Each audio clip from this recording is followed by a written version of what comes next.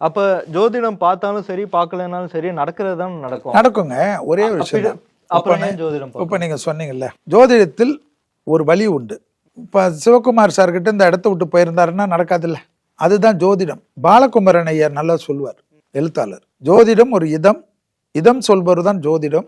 ஜோதிடத்தை நீ வழிகாட்டியா வச்சுக்கலாம், ஆனா ஜோதிடத்தை வாழ்க்கையா வச்சுக்க முடியாது. ஜோதிடத்துல உங்களுக்கு கசக்கும். ஒரு திருமங்கலம் போலீஸ் ஸ்டேஷன்ல அசிஸ்டன்ட் கமிஷனர் இருக்கிற இந்த இடத்த விட்டு நான் டம்பியா போனோமா, நான் எதுக்கு போனோம்னு தான் கோவம் வரும்.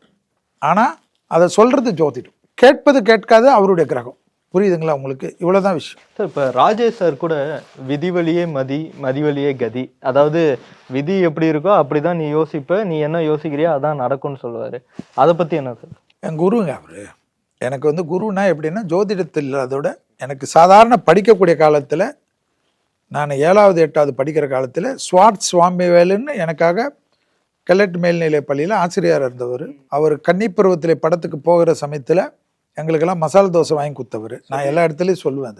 அது இல்லாமல் எப்பொழுதுமே அந்த பெல் பாட்டத்தையும் பெல்ட்டையும் போட்டுட்டு வந்து யாருக்கு ஏதாவது கஷ்டம்னா நிறைய பேருக்கு உதவி செஞ்சவர் ராஜேஷ். அந்த காலத்தில் அவர் நிஜமாவே ஹீரோவாக இருந்தவர். சினிமாவில் வேற, எங்கள்கிட்ட இன்னைக்கு வரைக்கும் அதை நாங்கள் நினைக்கிறோம். அது சொன்னது கருத்து தானே அது. இப்போ நானே அதை தானே சொல்கிறேன். விதி, அந்த விதி இப்படி தான் நடக்கும்னு ஜோதிடம் சொல்லுவான். ஆனால் அதை வந்து நீங்கள் கேட்கறதுக்கு கெட்ட நேரம் இருந்தால் கேட்காது, நல்ல நேரம் தான் கேட்கும்.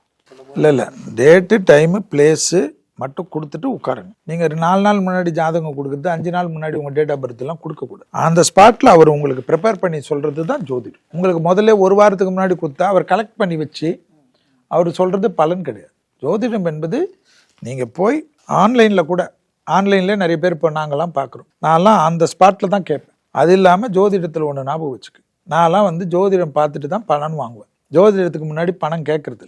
ஏன்னா நம்ம ஜோசியம் கரெக்டாக இருந்தால் அவங்களே பணம் போட்டுருவாங்கன்னு நான் நம்புவேன். அதில் என்னை ஏமாத்தினதே கிடையாது யாருமே. ஸோ ஜோதிடத்தில் நீங்கள் அட்வான்ஸ் பே பண்ணிவிட்டு உட்கார வேண்டிய அவசியம் கிடையாது. க்ளீனாக இருக்கும். உங்களுக்கு பிடிக்கலனாலும் அந்த பணம் கொடுத்துருங்க. ஆனால் ஜோதிடத்தில் வந்து எல்லாத்துலேயும் வந்து ரொம்ப ப்ராக்டிக்கலாக இல்லாமல் அப்நார்மலாக போகிறது சரியாக வராது.